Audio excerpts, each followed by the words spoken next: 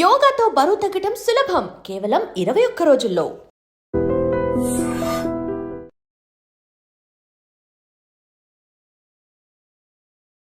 Welcome to iDream media. So జనరల్గా ఇంట్లో ఇద్దరుంటే ఒకరికి డయాబెటీస్ అనేది ఉంటుంది. ఎందుకు ఈ సమస్య ఇంతలా పెరిగిపోయింది? సో డయాబెటీస్ రాకుండా మనం ఎటువంటి జాగ్రత్తలు తీసుకోవాలి? సో హై షుగర్ లెవెల్స్ అంటే ఏంటి? ఇక ఒకవేళ షుగర్ వ్యాధి వస్తే పూర్తి స్థాయిలో తగ్గించుకోవచ్చా? వివరాలు తెలుసుకుందాం. ఈరోజు మనతో పాటు ఉన్నారు ప్రముఖ internal medicine specialist doctor S V Chandrashekar గారు from Gemcare Kamineni hospitals, Kurnool. Doctor గారు నమస్తే. డాక్టర్ గారు, జనరల్గానే షుగర్ వ్యాధి అంటే ఇంట్లో ఇద్దరుంటే వాళ్ళకి ఖచ్చితంగా షుగర్ ఉంటూ ఉంది, షుగర్ ట్యాబ్లెట్స్ వేసుకుంటూ ఉన్నారు. అంటే షుగర్ వ్యాధి అనేది ఎందుకు ఇంతలా పెరిగిపోయింది డాక్టర్ గారు? సో మీకు చెప్తే ఇప్పుడు we are called us diabetic capital of world. So మీరు అన్నట్లు డెఫినెట్గా ప్రతి ఫ్యామిలీలో డయాబెటిక్స్ పేషెంట్ లేకుండా లేరు. సో ప్రాబ్లం అంతా కూడా ఏంటంటే మన లైఫ్ స్టైల్ని మాడిఫై చేసుకొని we have westernised our life style mostly. అంటే ఇంతకుముందు ఇండియన్ సిరానియో లైఫ్ స్టైల్ వేరే, ఇప్పుడు మనం ఉంటున్న లైఫ్ స్టైల్ వేరే.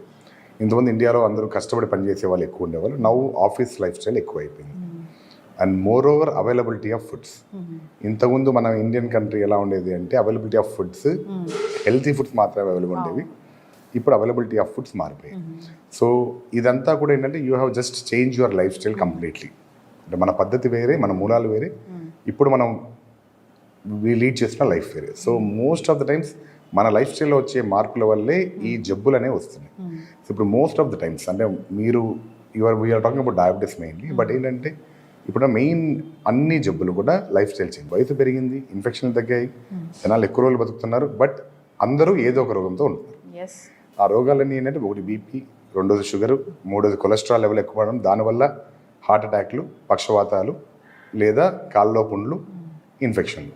వీటన్నిటికీ మూలాలంతా కూడా ఏంటంటే మీకున్న జబ్బులు which are secondary to your lifestyle. So life style change అయిపోయింది, డయాబెటీస్ వచ్చింది. అంటే ఒకప్పుడు నిజంగానే ఇప్పుడు ఇన్ని ఇయర్స్ ఆఫ్ ఎక్స్పీరియన్స్ మీది, ఒకప్పుడు ఏ వయసులో ఆ డయాబెటీస్ చూసేవాళ్ళు, ఇప్పుడు ఎంత చిన్న ఏజ్లో డయాబెటీస్ చూస్తున్నారు డాక్టర్ గారు? టైప్ 2 అనేది మంచి ప్రశ్న అండి. ఎందుకంటే ద ఏజ్ హ్యాస్ చేంజ్డ్. ఇంతకుముందు మన గైడ్లైన్స్ అని ఎలా ఉండేవంటే 40 years దాటిన తర్వాత హెల్త్ చెకప్ చేయించుకోండి, దాని తర్వాత ప్రతి 3 ఏళ్ళకి ఒకసారి చెక్ చేయించుకోండి, దాని తర్వాత వయసు 50 ఏళ్ళు దాటిన తర్వాత ఇయర్లీ చెకప్ అని చెప్పేవాళ్ళు అనమాట. ఈ హెల్త్ చెకప్ కాన్సెప్ట్ వచ్చింది ఎందుకు అంటే అర్లీగా షుగర్ని, బీపీని డిటెక్ట్ చేయడానికి వచ్చింది. ఇప్పుడు మన ఓల్డ్ జనరేషన్ ఇప్పుడు 80-70లో ఉన్న వాళ్ళని పోల్చుకొని ఇప్పుడు 40 ఉన్న వాళ్ళని పోల్చుకుంటే మనకి వాళ్ళతో పోల్చుకుంటే we are getting diseases very early.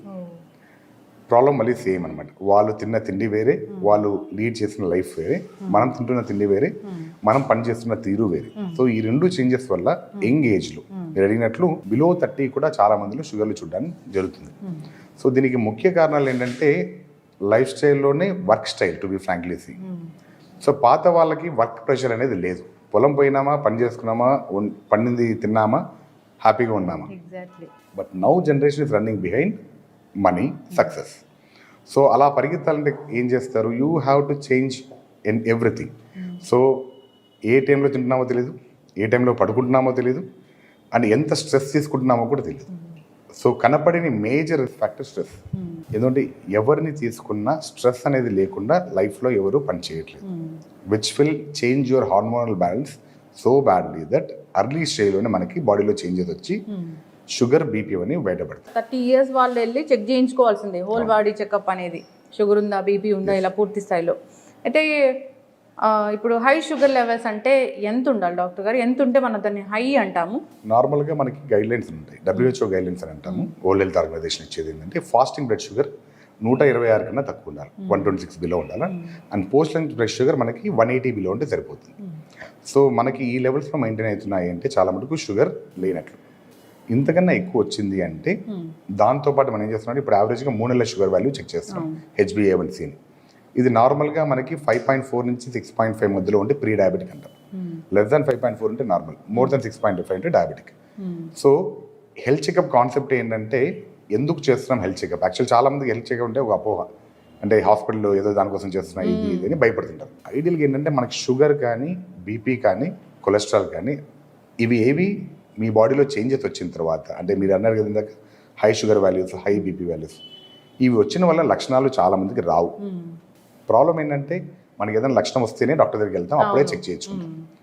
కానీ చాలా మంది హెల్త్ చెకప్లో బయటపడేదే ఎక్కువ మందిలో చూస్తాం. వాళ్ళకి ఏదో ప్రాబ్లం వచ్చి హాస్పిటల్ పోయి చెక్ చేసుకుంటే షుగర్ బీపీ బయటపడింది. 2 రకాలుగా బయటపడుతుంది యాక్చువల్గా. ఒకటి హెల్త్ చెకప్ చేసినప్పుడు రొటీన్గా షుగర్ బీపీ ఉందని తెలుస్తుంది, వాళ్ళ హాస్పిటల్స్లోనో లేదంటే వాళ్ళ ఎంప్లాయీ హెల్త్ చెకప్ దీంట్లోనో లేదో ఎక్కడో ఫ్రీ క్యాంప్స్ కండక్ట్ చేసినప్పుడు బయటపడుతుంటాయి. రెండో పద్ధతిలో బయటపడేది ఏంటంటే హాస్పిటల్ లక్షణాలు వచ్చిన తర్వాత బయటపడ్డాం. అంటే డైరెక్ట్గా హార్ట్ అటాక్ వచ్చిన పేషెంట్, డైరెక్ట్గా పక్షవాతం వచ్చిన పేషెంట్, ఆ రోజు మీరు చూసంటే షుగర్ ఏమో 400, బీపీ ఏమో 200 కనపడుతుంటారు. మా పేషెంట్ ఇప్పుడు లేదు డాక్టర్, ఇద్దరు బీపీ లేదు, షుగర్ లేదు. సో మనం తెలుసుకోవాల్సిన ముఖ్యమైన విషయం ఏంటంటే బీపీ, షుగర్ ఇవి మీ బాడీలో వచ్చే మార్పులు. ఈ మార్పుల వల్ల బాడీలో ఏదైనా ఆర్గాన్ దెబ్బతింటేనే లక్షణాలు బయటకు వస్తాయి. సో ఈ ఆర్గాన్ దెబ్బతిన్నంత వరకు మీరు నేను హెల్తీగా ఉన్నాను అనుకుంటారు.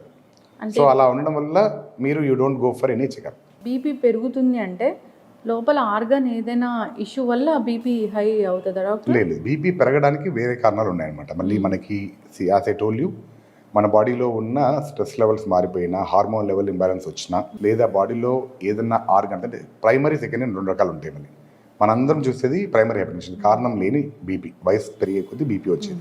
అది బాడీలో ఉన్న వెజల్స్లో మార్పిడి కానీ, గుండెలో మార్పిడి, వీటి వల్ల. అదొక పైప్ సిస్టమ్. ఈ పైప్ సిస్టంలో సింపుల్, మీరు వాటర్లో ప్రెషర్ ఎట్లా పెరుగుతుంటే దానివల్ల బీపీ రావడం ఇలానే ఉంటుంది అన్నమాట ఆటోమేటిక్గా. సెకండరీ అంటే వేరే కారణాలు, అంటే బాడీలో మీకు కిడ్నీ ప్రాబ్లం ఉండడం వల్లనో, లేదా బాడీలో హార్మోన్ ఇంబ్యాలెన్స్ ఉంటాం అనమాట. అంటే అడ్రినల్ గ్లాండ్, ఫియోక్రోమోసైటోమా అని వేరే కండిషన్స్, వీటిలో చూస్తాం. లేదా థైరాయిడ్ అబ్నార్మాలిటీ ఉన్న కొంతమంది బీపీ రావచ్చు. ఇట్లా అవన్నీ సెకండరీ కాల్స్, అంటే కారణం ఉండేవి. మోస్ట్ ఆఫ్ ద మనం చూసే బీపీ అంతా primary hypertension, where you don't know the cause. వయసు పరంగా పెరుగుతా పోతుంది. దాని కారణం వయసు పెరిగే కొద్దీ బాడీలో ఉన్న చేంజెస్ ఉన్నాయి. అవి ఇప్పుడు మీరు అడిగినట్లు అర్లీ స్టేజ్లో వస్తున్నాయి. కాబట్టి చిన్న వయసులోనే మనం ఈ ప్రైమరీ హైపర్టెన్షన్ చూస్తాం. అయితే ఇప్పుడు షుగర్ వచ్చింది డాక్టర్ గారు, మీరు అన్నట్లుగా షుగర్ లెవెల్స్ బాగా వచ్చాయి అన్నప్పుడు ఇప్పుడు దానికోసం మందులు వాడితే పూర్తి స్థాయిలో దాన్ని తగ్గించుకొని అసలు టాబ్లెట్స్ వాడని పరిస్థితికి మనం రావచ్చా? So most important aspect when you talk about sugar ఏంటంటే, చాలా మందికి ఉన్న అపోహ ఏంటంటే, నాకు షుగర్ వచ్చింది, మీరు అడిగారు ఎందుకంటే just continue that point. Actually sugar వచ్చింది, నాకు లక్షణాలు లేవు, నేను బాగున్నా కాబట్టి నేను మందులు వాడినా. ఇది చాలా మందిలో చూస్తాను. బీపీ వచ్చింది, నాకు లక్షణాలు లేవు, డాక్టర్ గారు నాకు బీపీ వచ్చింది, జీవితాంతం మందు వాడాలా, షుగర్ వచ్చింది, జీవితాంతం మందు వాడాలా. పాయింట్ ఏంటంటే ఎందుకు బీపీ వచ్చింది, ఎందుకు షుగర్ వచ్చింది అని మనం ఇంట్రోస్పెక్ట్ చేసుకోవడం ఏ పేషెంట్ కానీ చాలా ఇంపార్టెంట్. మీరు అడిగినట్లు షుగర్, బీపీ మనం కష్టపడితే కంట్రోల్ తెచ్చుకొని మందులు లేకుండా మెయింటైన్ చేయగలిగిన కెపాసిటీకి వెళ్ళొచ్చు. దీంట్లో ఏమాత్రం డౌట్ లేదు.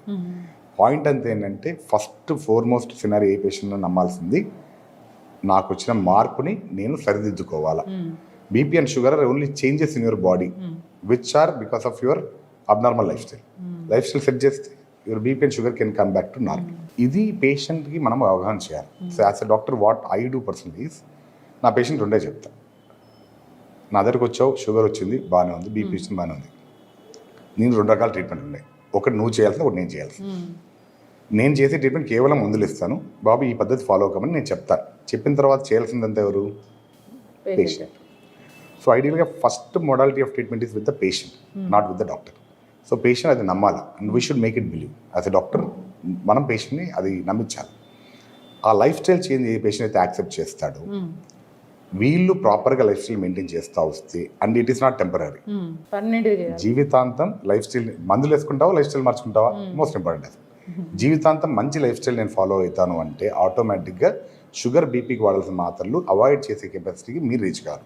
That is only in hands of patient. Doctor నా దగ్గర వస్తే ఏం చేస్తాను, బీపీ రోజు వచ్చారు, పెరిగింది, మందుకు వచ్చి డోస్ పెంచాలి, మళ్ళీ మీకు అవగాహన చెప్పి పంపిస్తా. మీరు అది మార్చుకునేంత వరకు డోస్ పెరుగుతా పోయే ఛాన్స్ ఉంది. షుగర్ వచ్చింది, మందు మారుస్తారు, బట్ మీరు మారినంత వరకు షుగర్ డోస్ తగ్గదు, మందు మారదు, లేదా మందు పెరుగుతా పోయే ఛాన్స్ ఉంటుంది. కొంతమందికి రేర్గా బాడీలో ఇన్సులిన్ డెఫిషియన్సీకి వెళ్ళే ఛాన్స్ ఉంటుంది. అంటే బాడీలో ఇన్సులిన్ ప్రొడక్షన్ పూర్తిగా ఆగిపోతే వాళ్ళకి మందులు ఖచ్చితంగా పెట్టాల్సి వస్తుంది.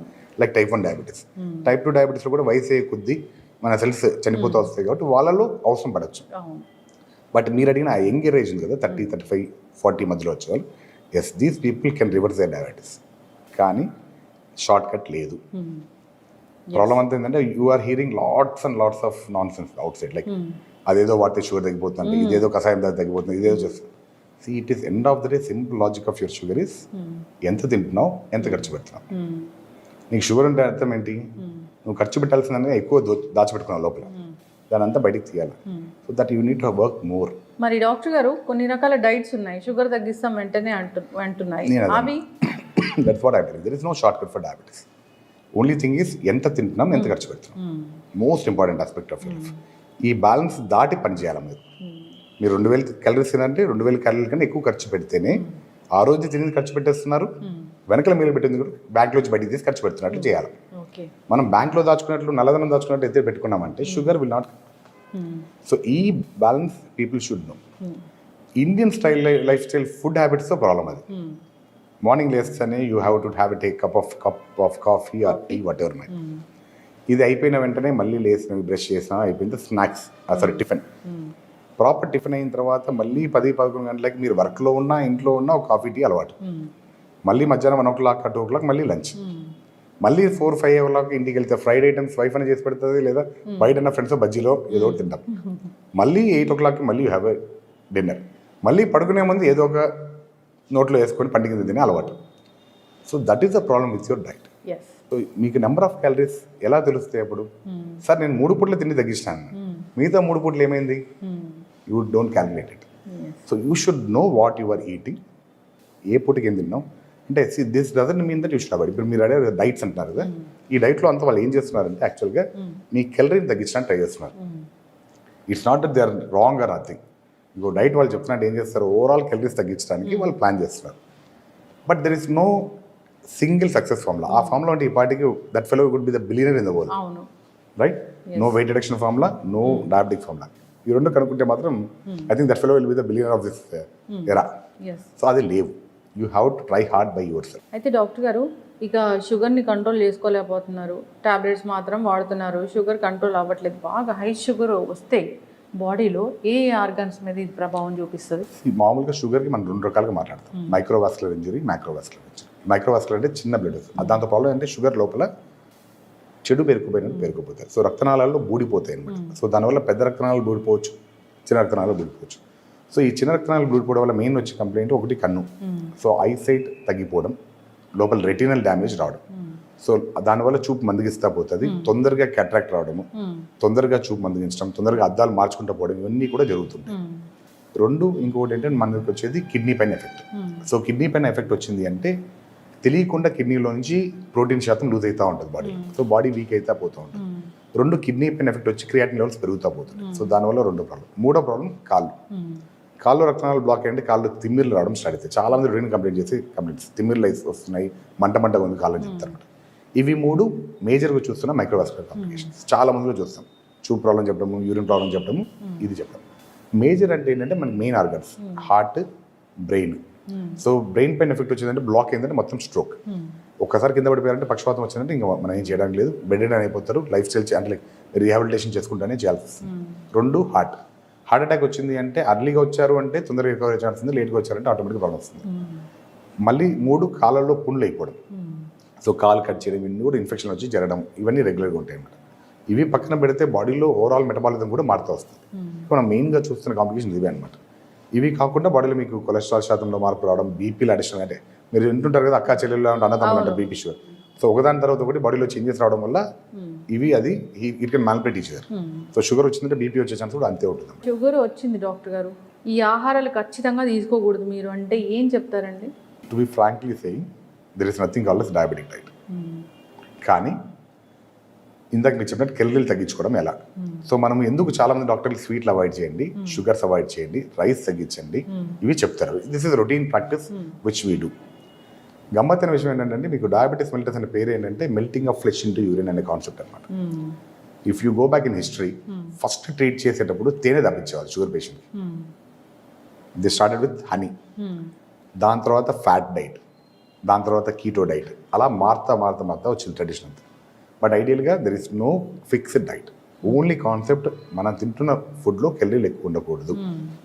సో మన వాళ్ళకి ఏంటంటే ఇది చెప్పామంటే సార్ ఏదైనా తినమన్నారు, so this is the problem. So point ఏంటంటే అందుకని చాలా మంది డాక్టర్స్ షుగర్స్ అవాయిడ్ చేయమంటారు. ఎందుకంటే షుగర్స్ మీరు తీసుకున్న వెంటనే బాడీలో షుగర్స్ సడన్ పెరిగిపోతాయి. ఈజీగా బాడీ తీసుకున్న అంటే కష్టపడకుండా బాడీ నేర్చుకున్న ఫుడ్ అవి. సో షుగర్ కానీ, స్వీట్స్ కానీ, లేదా మీ రైస్ కానీ. సో అందుకని ఇవి అవాయిడ్ చేయమని చెప్తాం. అవాయిడ్ చేయమని డాక్టర్ చెప్తే పోనీ దాని పరంగా వీళ్ళు అవి ఆపేసి తగ్గిస్తే బాడీలో కెలరీలు తగ్గుతాయి అనేసి.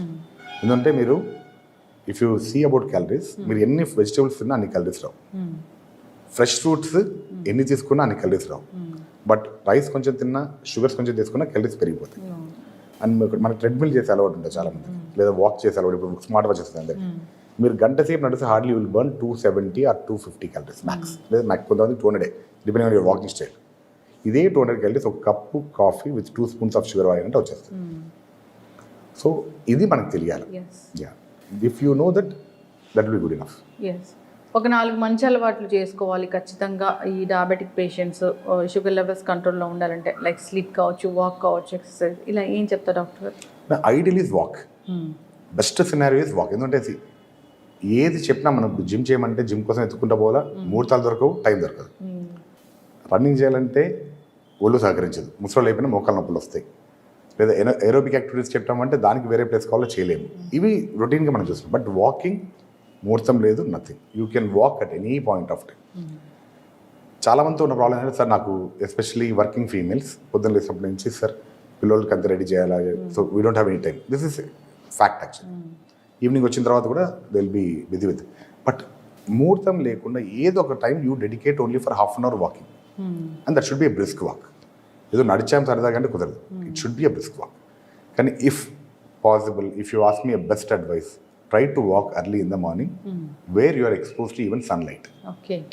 Vitamin D లోపం చాలా. ఇప్పుడు see all over world, if you do vitamin test, more than 90% will have vitamin D deficiency.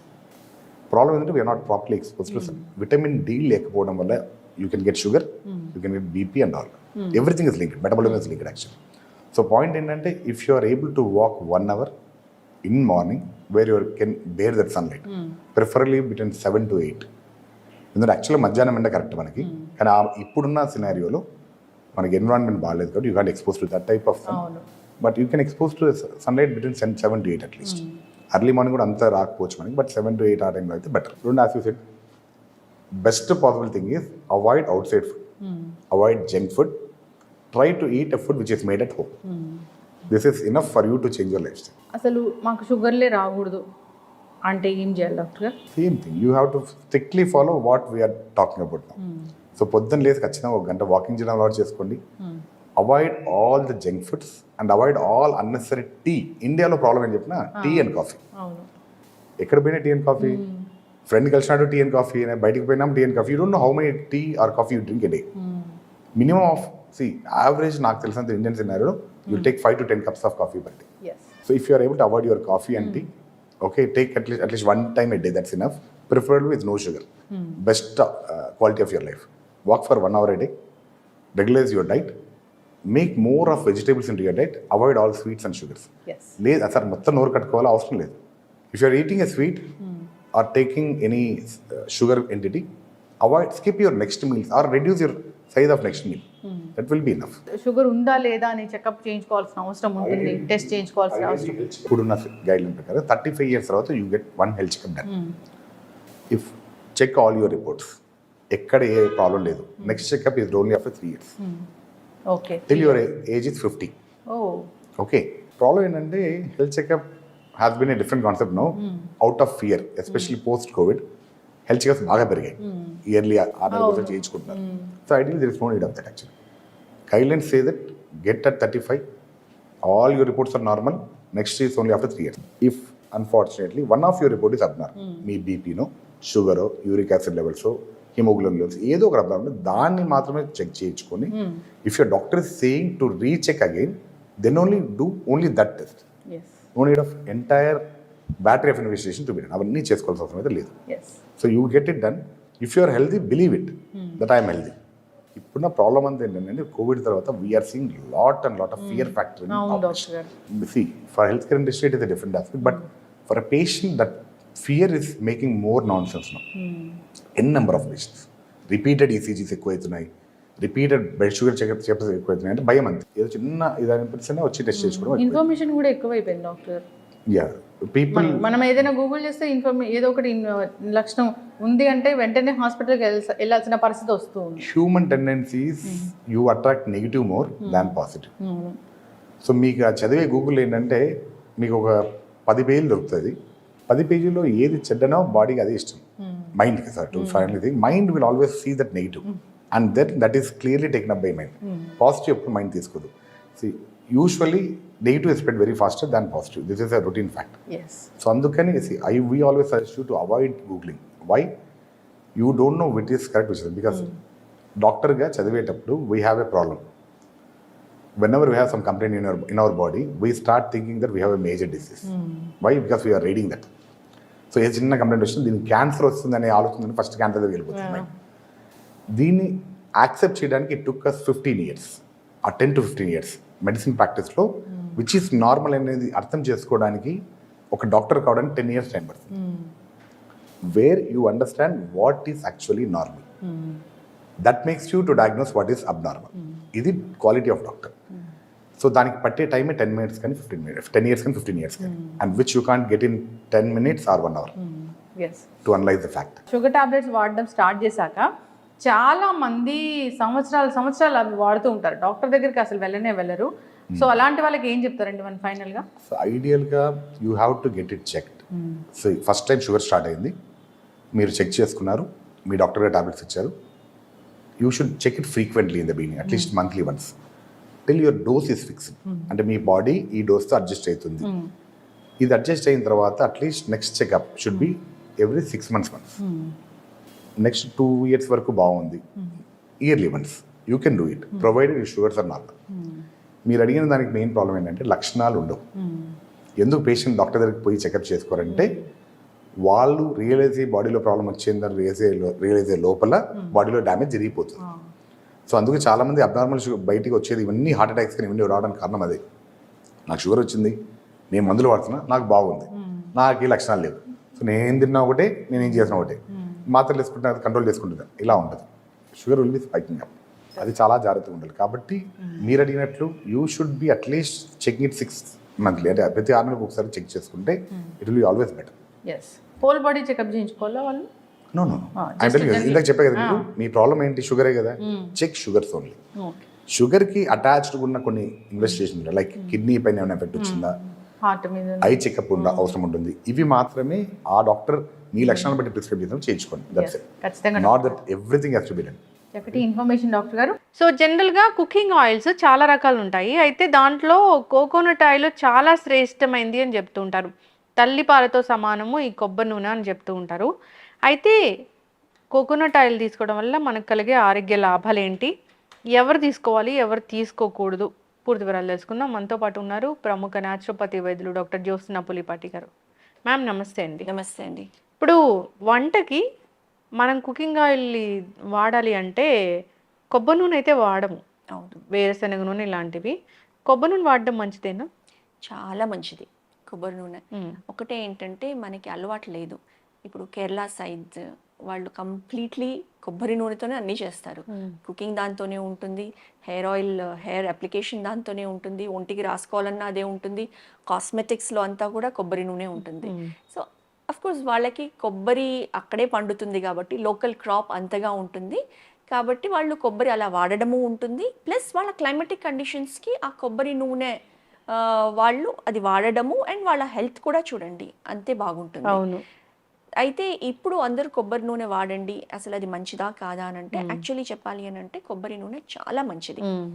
ఎందుకు అని అంటే కొబ్బరి నూనెలో అది ఒక సాచురేటెడ్ ఫ్యాటే అన్నమాట. కానీ సాచురేటెడ్ ఫ్యాట్స్ అంత మంచిది కాదు హార్ట్కి అని చెప్తాము. కానీ ఇందులో కొబ్బరి నూనెలో ఉండే ఆ saturated fats good fatty acids ఉంటాయి అందులో, కాబట్టి అది హెల్త్కి చాలా మంచిది. అందులో మీడియం చైన్ ఫ్యాటీ యాసిడ్స్ ఉంటాయి, ప్లస్ లారిక్ యాసిడ్ అనే ఒక కాంపోనెంట్ ఉంటుంది అనమాట. సో దాని మూలాన కొబ్బరి నూనె మనం కన్జ్యూమ్ చేస్తే మన మెటబాలిక్ రేట్ అనేది పెరుగుతుంది అండ్ ఎనర్జీ లెవెల్స్ని కూడా చాలా బాగా బూస్ట్ చేస్తుంది ఈ కొబ్బరి నూనె. సో కొబ్బరి నూనెతో వంట చేయడము లేకపోతే కొబ్బరి నూనెని డైరెక్ట్గా తీసుకోవడము కూడా చాలా మంచిది. కాకపోతే దానికి ఒక పద్ధతి ఉంది. ప్లస్ శ్రేష్టమైన కొబ్బరి నూనె అని అంటే గనక virgin coconut oil, cold pressed virgin coconut oil. So అది వాడడం ఈజ్ మోర్ బెటర్ అనమాట. ఇప్పుడు రిఫైన్డ్ దాన్ని కూడా ప్రాసెస్ లో రిఫైన్ చేసామనుకోండి, మళ్ళీ అందులో కొబ్బరి నూనె ఒకటే, సన్ఫ్లవర్ ఆయిల్ అయినా ఒకటే. సో ఆ బెనిఫిట్స్ మనకి దొరకవు. కాబట్టి కొబ్బరి నూనెని ఇన్ఫ్యాక్ట్ ఎవరైనా కానివ్వండి, వెయిట్ లాస్ అవ్వాలనుకున్న వాళ్ళు, లేకపోతే ఈవెన్ డయాబెటిక్స్ కానివ్వండి, లేకపోతే హైపర్ టెన్షన్ ఉన్న వాళ్ళైనా కానివ్వండి, కొబ్బరి నూనె as a dose of medicine in the morning, పొద్దున్నే పరగడుపున ఒక 1 టీ స్పూన్ స్లోలీ దాంతో స్టార్ట్ చేసి 1 టేబుల్ స్పూన్ దాకా వెళ్ళొచ్చు అనమాట. ఈ వర్జిన్ కోకోనట్ ఆయిల్ని డైరెక్ట్గా కన్జ్యూమ్ చేసుకుంటే చాలా బాగా ఫ్యాట్ మెటబాలిజంకి హెల్ప్ అవుతుంది. కొబ్బరి నూనె పరగడుపున తీసుకుంటే 1 table spoon of coconut oil చాలా మంచిది. చాలా మంచిది. స్కిన్ కి కూడా ఇది చాలా మంచిది. గ్లాస్ స్కిన్ గ్లో ఏదైతే వస్తుందో రెగ్యులర్ గా కొబ్బరి నూనె తీసుకుంటే అంత బెనిఫిషియల్ గా ఉంటుంది మన స్కిన్ గ్లోకి కూడా అన్నమాట. అంటే ఎవరైనా తీసుకోవచ్చా తీసుకోకూడదు అంటే కొబ్బరి నూనె శ్రేష్టమైంది, తల్లి పాలతో సమానం అని చెప్తూ ఉంటారు, అన్ని లాభాలు ఉన్నాయని. అంటే ఎవరైనా తీసుకోవాలి తీసుకోకూడదు అట్లా ఏమైనా ఉంటుందా, కేటగరైజ్ చేయాలా దాంట్లో? ఎవరికైతే గనక ఈ లిపిడ్ ప్రొఫైల్ టెస్ట్ చేసుకున్న వాళ్ళు, ట్రైగ్లిసరైడ్స్ లెవెల్స్ ఎక్కువ ఉన్న వాళ్ళు, తర్వాత విఎల్డిఎల్ లిపిడ్స్ ఏవైతే ఎక్కువ ఉన్నవాళ్ళు, కొలెస్ట్రాల్ ఎక్కువ ఉన్నవాళ్ళు, బార్డర్ లైన్ కంటే ఎక్కువ ఉన్నవాళ్ళు, ఇలాంటి వాళ్ళకి అవాయిడ్ చేయమని చెప్తాము. Or take in very moderation అనమాట. ఇప్పుడు 1 టీ స్పూన్ అనేది ఎవరైనా తీసుకోవచ్చు, అది హార్మ్లెస్. బట్ అంతకంటే ఎక్కువ 1 టీ స్పూన్ అని అంటే hardly we can say 2 to 5 ml అనమాట.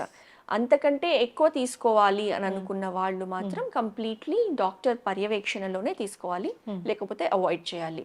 సో కార్డియోవాస్కులర్ ఇష్యూస్ ఉన్న వాళ్ళు, హైపర్ కొలెస్ట్రీమియా, హైపర్ లిపిడీమియా ఉన్న వాళ్ళు మాత్రం we would say take in moderation అన్నమాట. బీపీ ఉన్న వాళ్ళు తీసుకోవచ్చు, బీపీ ఉన్న వాళ్ళు తీసుకోవచ్చు, డయాబెటీస్ ఉన్న వాళ్ళు తీసుకోవచ్చు, వాళ్ళు కూడా తీసుకోవచ్చు. జస్ట్ ఒక 1 teaspoon of coconut oil. Weight loss అవ్వాలనుకున్న వాళ్ళు ఖచ్చితంగా తీసుకోవచ్చు. అంటే ఇంకా వేరే ఏం కాంబినేషన్ ఆఫ్ మెడికల్ ఇష్యూస్ ఉన్నాయి అనేది చూసుకొని ఖచ్చితంగా they can also take. In fact ఇంటిలిపాది కూడా ఈ వర్జిన్ కోకోనట్ ఆయిల్లో కుకింగ్ చేసుకుంటే ఇంకా మంచిదన్నమాట. బికాజ్ మనము అదర్వైజ్ యూస్ చేసే ఆయిల్స్, ఇప్పుడు వేరుశనగ నూనె కానీ సన్ఫ్లవర్ ఆయిల్ కానివ్వండి, చాలా వరకు ఇవి యూస్ చేస్తాము. అదే ఆయిల్స్ మార్చి యూస్ చేయాలి అని అంటే గనక రైస్ బ్రాన్ ఆయిల్ కానివ్వండి, లేకపోతే నువ్వుల నూనె, ఆవ నూనె, ఇవి మనకు ఆప్షన్స్ ఉన్నాయి. బట్ వీటన్నిటిలో కంటే చూస్తే గనక coconut oil is more preferable. Apart from మన కౌఘీలో కూడా సాచురేటెడ్ ఫ్యాట్స్ ఉంటాయి. సో అది కానివ్వండి, మీరు అన్నట్లు తల్లి పాలతో సమానమైన గుణాలు కలిగింది కోకోనట్ ఆయిల్ అన్నమాట. ఇప్పుడు కోకోనట్ ఆయిల్ అయితే మనము నార్మల్ బయట తెచ్చుకున్న రిఫైన్డ్ ఆయిల్స్ లాగా మనం ఫ్రైలు అవి చేసుకోలేము. ఎందుకు అని అంటే కోకోనట్ ఆయిల్లో deep fries, even shallow fries కూడా చేసుకోవడానికి లేదు. సో హెల్దీ కుకింగే ఉంటుంది. హార్డ్లీ మనము తాలింపులకి యూస్ చేసుకునే 1 teaspoon or 1.5 teaspoon oil ఏదైతే యూస్ చేస్తామో అది మాత్రం యూస్ చేసుకొని కుకింగ్ చేసుకుంటే హెల్దీగా ఉంటుంది. ఆయిల్ కన్జంప్షన్ తగ్గుతుంది. ప్లస్ మనకేంటంటే ఆ కోకోనట్ ఆయిల్లో కుకింగ్ టేస్ట్ కానివ్వండి, ఆ అరోమా కానివ్వండి అలవాటు లేదు కాబట్టి న్యాచురల్లీ మనం ఎక్కువ వాడము.